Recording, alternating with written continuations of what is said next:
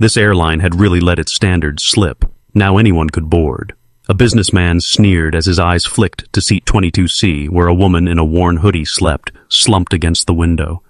The cabin chuckled, dismissing her as a worthless nobody. But when the captain nervously announced a warning signal and two F-22s suddenly appeared outside, she stirred, opened her eyes, and whispered, "They're here for me." Moments later, a voice crackled over the radio. "Night Viper 22, welcome back." And then Air Force One appeared, dipping its wings in salute.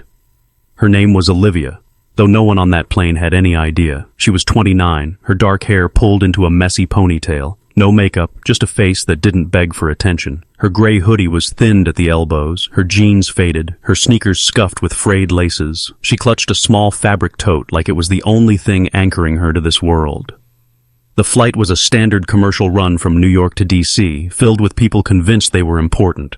Businessmen in sharp suits, a few VIPs throwing back overpriced drinks, and flight attendants moving down the aisle with practiced smiles. Olivia didn't belong, at least not in their eyes. They saw her hunched in economy with her tote tucked close and decided she was just some broke nobody who lucked into a cheap ticket.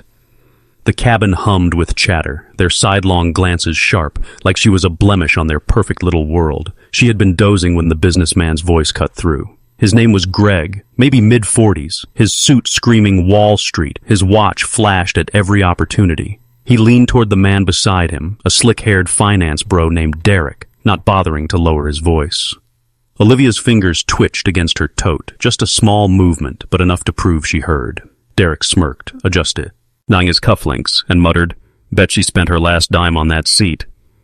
A few rows up, a young woman with glossy highlights and a phone glued to her hand was live streaming for thousands of followers. Her name was Kay, early 20s, the kind of influencer who thrived on attention. "Guys, look at seat 22C, she said, angling her camera. "Does she even know where she is? Total bargain bin vibes." Her chat exploded with laughing emojis and the cabin rippled with snickers. Olivia didn't stir. Her eyes stayed closed, her breathing even, like she was floating somewhere far beyond their words. A few seats ahead sat a woman in a sleek navy dress, mid-30s, posture perfect, nails immaculately done. Her name was Claire, a corporate consultant who carried herself like she had never lost an argument. She turned to her colleague, a balding man in a pinstriped suit, and said, "I bet she's one of those charity cases the airline lets on for PR." Her voice carried, and several passengers nodded with knowing smirks. Claire flipped her hair, earrings catching the light, and added, "It's almost insulting sitting here with us." Olivia's hand paused at her tote, fingers brushing the zipper, but she didn't lift her gaze. The cabin's laughter grew into a low hum, their judgment settling over her like dust. Claire's colleague chuckled, whispered something back, and the two shared a smug look that said, "This is our space, not hers." Across the aisle, an older couple in designer clothes whispered to each other. The woman, Ellen, wore a diamond bracelet that glittered with every movement. Her husband, Richard, kept scrolling through his phone, likely tracking stocks. "She really doesn't belong here," Ellen said loudly enough for others to hear. Richard nodded without looking up. "Probably got on the wrong flight." They both chuckled, their voices dripping superiority.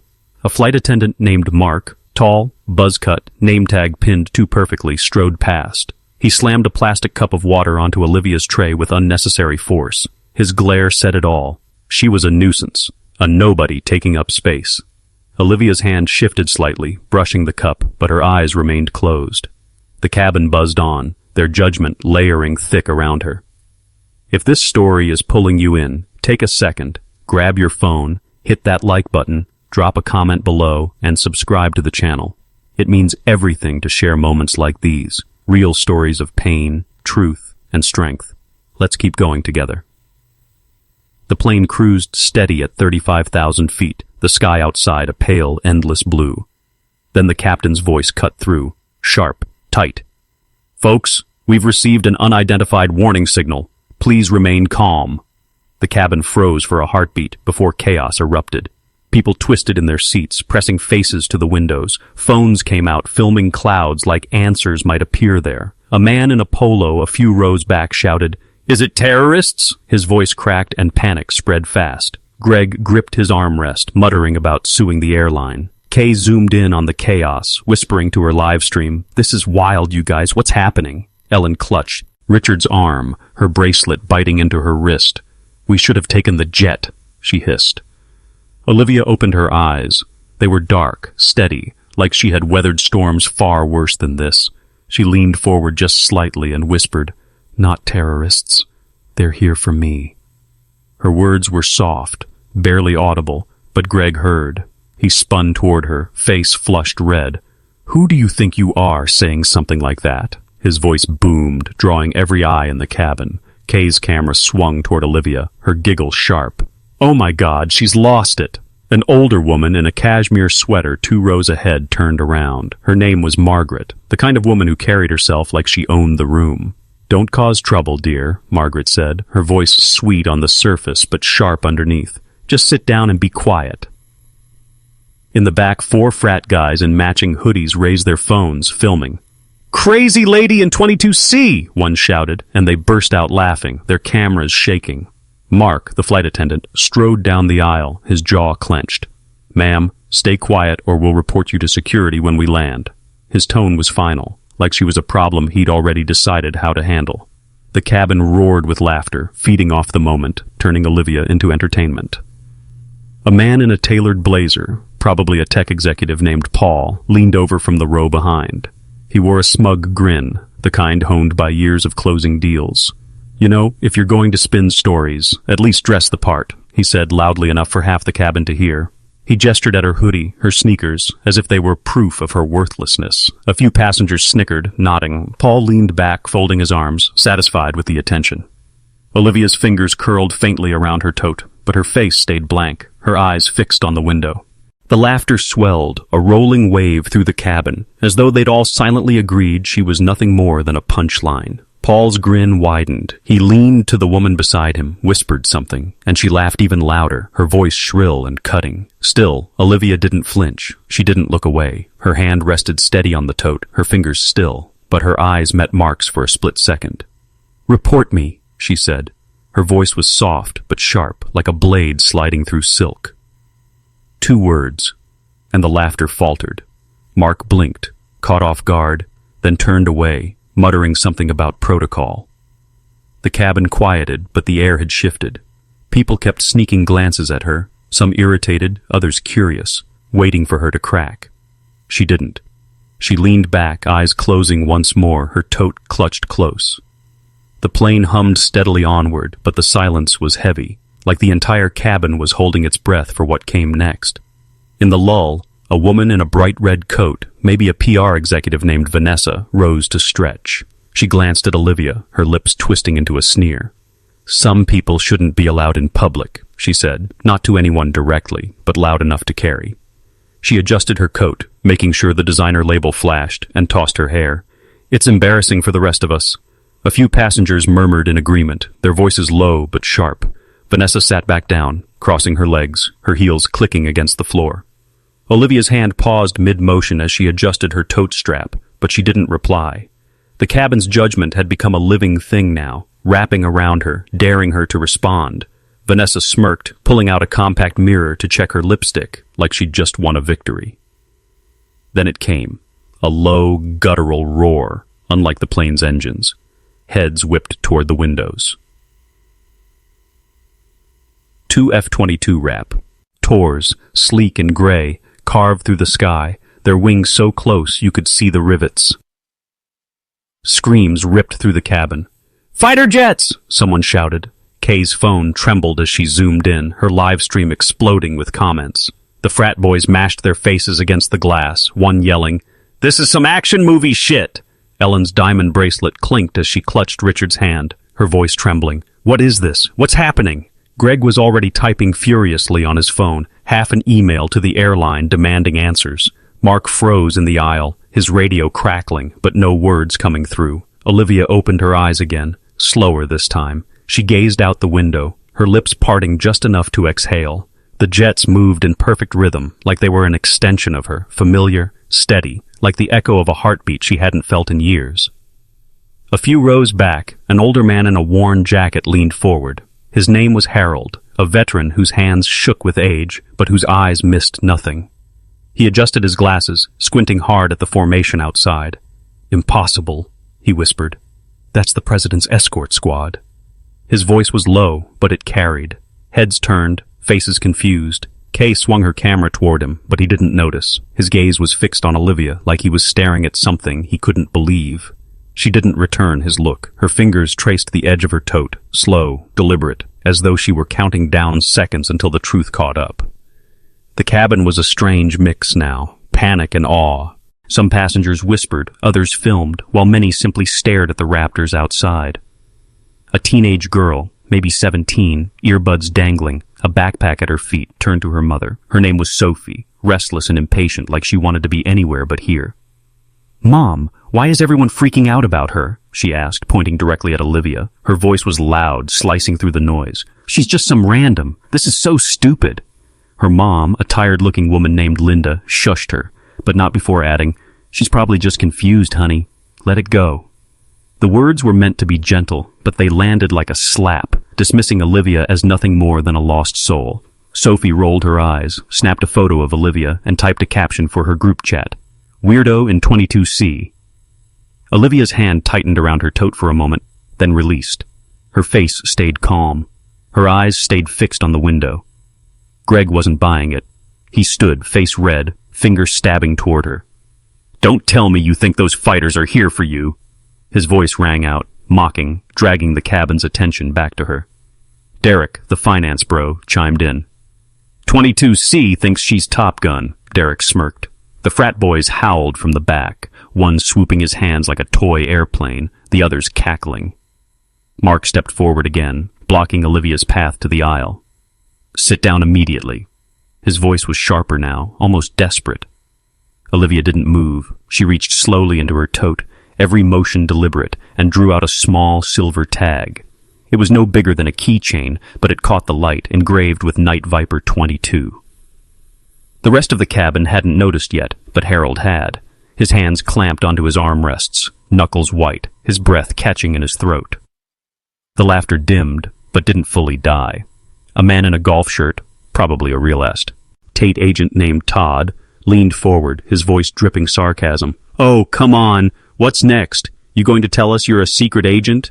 He chuckled, scanning the cabin for approval. A few passengers joined in, their laughter brittle and uneasy. Todd adjusted his fake Rolex and leaned back, smug. "Some people will say anything for attention," he added loudly, making sure everyone heard. Olivia's fingers brushed the tag, her touch slow, as though weighing the weight of his words. She didn't look at him, didn't answer. Her eyes stayed fixed on the window where the F-22s held formation, steady and unyielding. For a moment she held the tag, tracing its edges, then slipped it into her palm. She stood, ignoring Mark's blockade, and walked toward the emergency radio near the galley. Every eye followed her. Kay's live stream was a storm of comments. "What's she doing? This is fake, right?" Olivia didn't look at a single passenger. She pressed the radio button, her voice steady and calm. "This is Night Viper 22C, requesting acknowledgement." The cabin went silent, as if the air itself had been sucked away. Outside, the F-22s tipped their wings in a sharp, deliberate salute. Phones slipped from hands. Kay's stream froze, her mouth hanging open. Harold's voice broke the silence. "My God, Night Viper was reported KIA 7 years ago." Olivia didn't turn. Her hand pressed against her chest, fingers tight around the tag, eyes fixed on the sky. In the front row, a journalist named Rachel already had her notepad out. She stood, her pen trembling. "This is ridiculous," she declared, her voice loud but unsteady. "You can't just board a plane dressed like that and expect us to believe you're some war hero." Her words were sharp, an attempt to rally the cabin. A few passengers nodded, clinging to their doubt louder than their awe. Rachel scribbled furiously, as if writing fast enough could insulate her from the truth. Olivia didn't answer. She didn't move. She simply stood with her tote hanging at her side, her silhouette stark against the window. The F-22s stayed close, their wings slicing through the sky in silent rebuttal. The cabin fractured into chaos, whispers, gasps, nervous laughter. A woman in a sharp blazer, likely a lawyer named Susan, rose to her feet. "No, this must be staged," she shouted, her voice cracking with desperation. The frat boys muttered, "How could someone dressed like that be a legend?" But their laughter was gone, replaced with uneasy glances. Some passengers still chuckled, clinging to doubt, but it rang hollow. The air grew heavy, like the entire plane was holding its breath. Olivia stayed silent. She stood by the window, framed by the endless sky, the F-22s still in sight. Her tote dangled loose at her side. She adjusted it slowly, like she was giving the world time to catch up. A businessman in a gray suit, maybe a CEO named Alan, leaned forward, his tone low but cutting. "If you're so important, why does your bag look like it came from a dumpster?" He jabbed a finger toward her tote, smug in his mockery. A few passengers snickered, doubt flaring again. Alan leaned back, arms crossed, cufflinks glinting. "This is just some PR stunt, isn't it?" he said, seeking validation from the crowd. Olivia's hand brushed the worn strap of her tote, but she didn't look at him. Her gaze stayed locked on the window, where the jets flew strong and unshaken, louder than his words. The laughter that followed was thinner now, uncertain. Their doubt was crumbling. Then came the roar, deeper, unmistakable. Air Force One burst through the clouds, its blues. Ian white body gleaming, the U.S. seal bold against the sky. The radio crackled, the voice crisp, commanding. "Night Viper 22, welcome back. We owe you everything." Gasps tore through the cabin. Some passengers sobbed openly. Kay's phone slipped from her grip, her live stream forgotten. The frat boys fell silent, their swagger gone. Greg's face drained of color, his phone still open to his half-written complaint. Harold was crying now, quiet tears streaking down his weathered face. Olivia raised her hand in a slow, deliberate salute, her eyes blazing with a fierce, unyielding fire. The commercial jet banked gently, following Air Force One's lead. The F-22s tightened their formation around them. A young mother, maybe 30, with a toddler asleep in her lap, looked at Olivia with wide, pleading eyes. Her name was Emily. "Is it true?" she asked, her voice soft but desperate. "Are you really her?" The entire cabin turned, waiting for Olivia's answer. Emily's hands trembled as she adjusted her son's blanket, her question hanging like a prayer. Olivia turned just enough to meet her gaze. Her smile was faint, but it carried warmth like a promise. "I'm just Olivia," she said, steady as stone, "but I flew for you." Emily's eyes brimmed with tears. She hugged her son closer, her breath unsteady. The cabin grew quiet, the doubt ebbing away, replaced by something heavier, something real. The atmosphere had shifted. Passengers weren't laughing anymore. They were watching her, some in awe, some in shame. A reporter named Tom, his button-down wrinkled, rose to his feet. His voice quavered. "If you're Night Viper, why sit here like an ordinary passenger?" It wasn't an accusation. It was a plea, like he needed an answer to make sense of it all. A few others muttered in agreement, whispering, "No way, no way."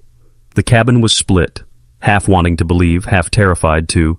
Olivia turned just slightly, enough to face them. Her smile was faint, but it held the room. "I chose to disappear," she said, her voice steady. "But if the sky calls, I'm still Night Viper." Her words landed heavy, quiet, but crushing. A younger flight attendant named Sarah stepped forward, her nervous smile trembling. Her hands fidgeted with her apron, her voice soft and apologetic. "Ma'am, I didn't know," she stammered, her eyes dropping. "Can I get you anything? Water? A blanket?" The offer was small, but genuine, a crack in the cabin's wall of judgment.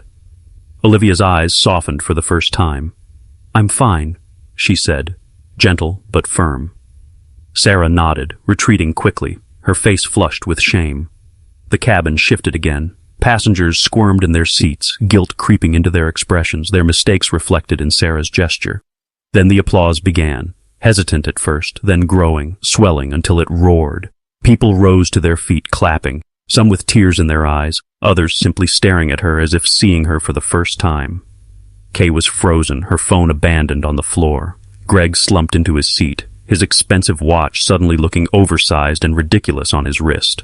Harold was still weeping, his hands clasped in his lap like he was praying. Mark stepped back, his face flushed, his radio silent. Olivia didn't acknowledge the applause. She returned to seat 22C, her tote in her lap, her gaze fixed firmly on the window. The plane pressed onward, flanked by the most powerful aircraft in the world. A man in a polo shirt, maybe a salesman named Jeff, rose to his feet, his face red with frustration. "This doesn't make sense," he said loudly, cutting through the applause. "If you're some great hero, why didn't you say something earlier? Why let us think? He trailed off, his hands flailing, as though trying to clutch at the remnants of his doubt. A few passengers nodded, unease creeping back. Olivia didn't look at him. She adjusted her tote, her fingers brushing the zipper. I don't owe you my story. Her voice was calm, but it carried, enough to silence Jeff mid-sentence. He sat down, his face burning. The applause swelled again, louder this time, as though they were honoring her silence as much as her truth. Years ago, she had been someone else, a young woman in a crisp uniform, standing on a tarmac with her hair pulled tight beneath a flight helmet. She had been Night Viper 22, one of the finest pilots the Air Force had ever produced. She had flown the mission that protected Air Force One, taking a hit that should have ended her. The report had said KIA, and she let the world believe it. She walked away, leaving behind the medals, the fame, the life. She sat in diners, drinking black coffee, watching the world rush past. Sometimes, when a jet split the sky above, her hand would tighten around her mug, just for a moment. No one noticed. No one asked. She was just a girl in a hoodie, invisible to the world. Back on the plane, before the fighters had appeared, there had been a quieter moment. Olivia had reached into her tote and pulled out a creased photograph. Its edges were worn, softened by time. It showed a younger Olivia in uniform, standing beside a man in a suit. He was tall, quiet, with eyes that mirrored hers, steady, unflinching, her husband. No one had seen the picture, but her fingers lingered on its edge before she tucked it away. That was the only glimpse of who she had been before the radio call, before the jets, just a fleeting memory, gone as quickly as it came. A young man in a hoodie, maybe a grad student named Ethan, sat a few rows back. He had been quiet all flight, his nose buried in a book, but now he stood, his voice trembling but clear. I read about Night Viper in school, he stammered, holding up his book, A History of Military Aviation. She saved the president. They said she died. His eyes were wide, locked on Olivia, as if seeing a legend step out of history. The cabin turned toward him. Some leaned forward, some shook their heads. Ethan clutched his book with trembling hands. Olivia didn't turn, but her hand paused on her tote, her fingers still for just a second, like she had heard him. The applause softened into a murmur of awe as Ethan sat back down, his book still open to her page. The plane touched down in D.C., and the tarmac was chaos. News vans lined the runway, cameras flashed, reporters shouted. Olivia stepped off in her frayed hoodie, her sneakers scuffing against the ground. She didn't stop for cameras, she didn't answer questions. She simply walked, tote slung over her shoulder, her steps even and sure. Behind her, Greg's phone rang. His face turned ashen. Fired, he muttered, loud enough for heads to turn. His company's biggest client was tied to Olivia's family. One word, though she never spoke it, and he was finished. Kay's livestream went viral, but not in the way she'd hoped. Clips of her mocking Olivia spread, her followers turning on her. By morning, her sponsors had dropped her, her comments flooded with hate. Susan, the lawyer, scrambled to backtrack, posting an apology online. It was too late. Her firm dropped her, citing unprofessional conduct. The frat boys deleted their videos, but alumni saw the clips. Their frats' social accounts were suspended.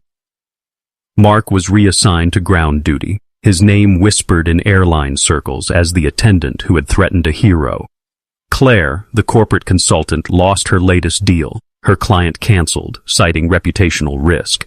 Vanessa's PR firm issued a statement distancing themselves from her. Her social feeds went silent. No drama, no spectacle, just consequences falling like rain. Olivia never saw any of it. She was already gone, walking through the airport with her tote swinging lightly at her side. When her husband arrived, the crowd instinctively parted. He didn't need to raise his voice. He wore a plain jacket, no tie, but the way he carried himself said enough. People froze. Greg looked away, his hands trembling. Kay dropped her phone again, her face burning. Susan stammered, trying to speak, but he only nodded and kept moving. He reached Olivia, and she looked up, her eyes softening for the first time. He didn't hug her, didn't make a scene. He simply stood beside her, his hand brushing hers. The air seemed heavier, as if even the terminal understood who they were. A burly security guard named Mike approached, his face tense but respectful. "Ma'am," he said quietly, "we've got a car waiting. Orders from the top." He gestured to a black SUV outside, its tinted windows gleaming, its driver standing at attention. The crowd watched, whispering, filming. Olivia nodded, her tote still on her shoulder, and followed. Her husband stayed at her side.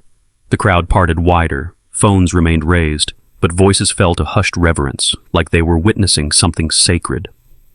Mike opened the SUV door, his hand trembling slightly. Olivia stepped inside without a word, her stride steady as always. She had never needed rescuing. She had walked through their words, their laughter, their doubt, and emerged whole. Not because she fought to prove herself, but because she didn't need to. Her truth had always been enough. The headlines screamed about the mystery passenger in 22C, about Air Force One's salute, about a forgotten hero rediscovered. Olivia didn't read them. She was already elsewhere, tote over her shoulder, her husband beside her, stepping into a world that finally saw her. And for everyone who's ever been judged, dismissed, or made invisible, this is for you. Your worth is not measured by their eyes. You carry it within you, quiet and strong, just as she did. You are not alone. Where are you watching from?